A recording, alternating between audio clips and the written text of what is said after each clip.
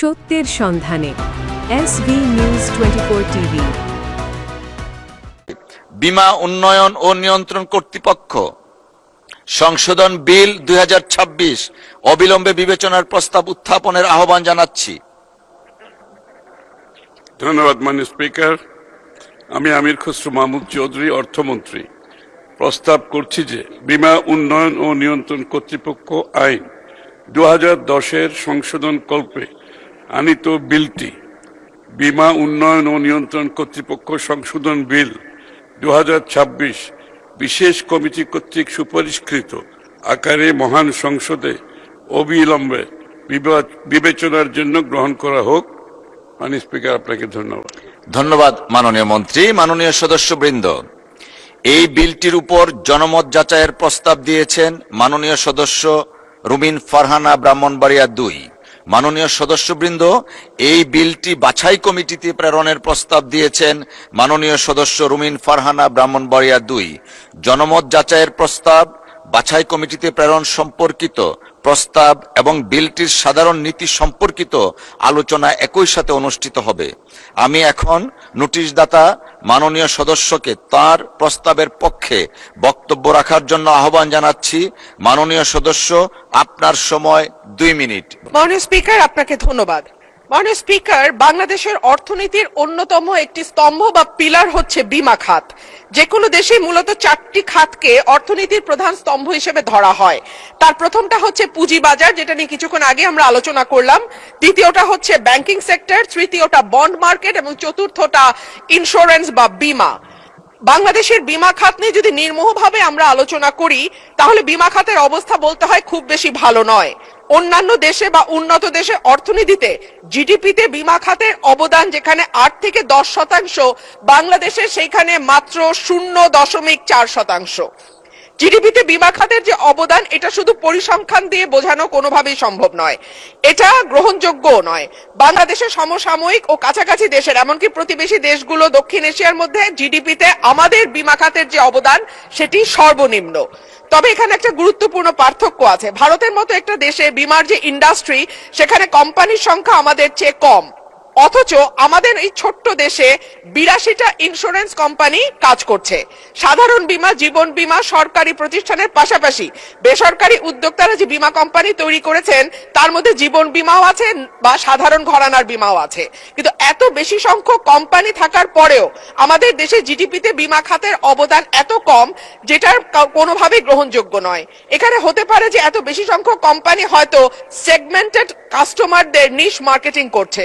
যদি আমরা বলি, হয়তো তারা সুনির্দিষ্টভাবে বাছাই করা কিছু কাস্টমার বা বিজনেসের উপরে নির্ভর করে তাদের ব্যবসা পরিচালনা করছে।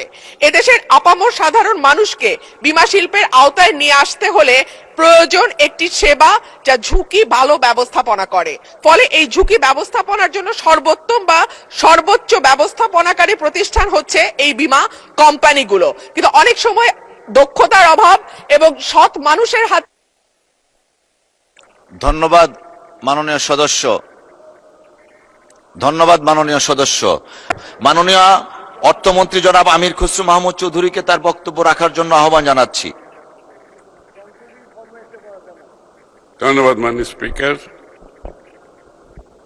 আমার মনে হয় আমরা সংসদে যখন বিল আসে, বিলের সাথে সংসদের কার্যপ্রণালীবিধির কিছু নিয়ম কানুন আছে।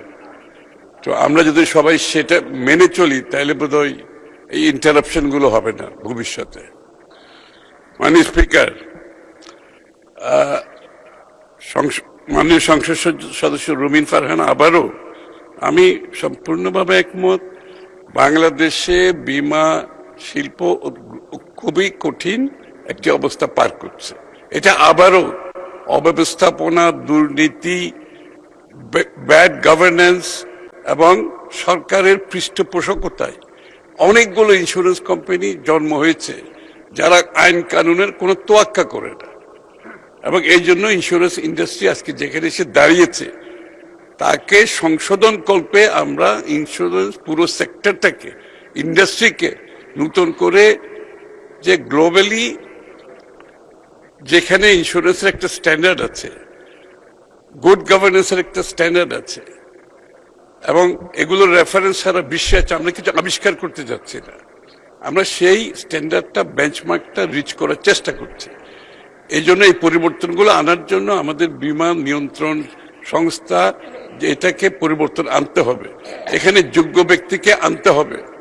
কারণ বীমা শিল্প শুধু বীমার জন্য নয়, বীমাতে যে অঙ্ক যেই অর্থটা জমা হয় সেই অঙ্ক বাংলাদেশে এবং বাংলাদেশের বাইরে বিনিয়োগের একটা বড় সম্ভাবনা আছে।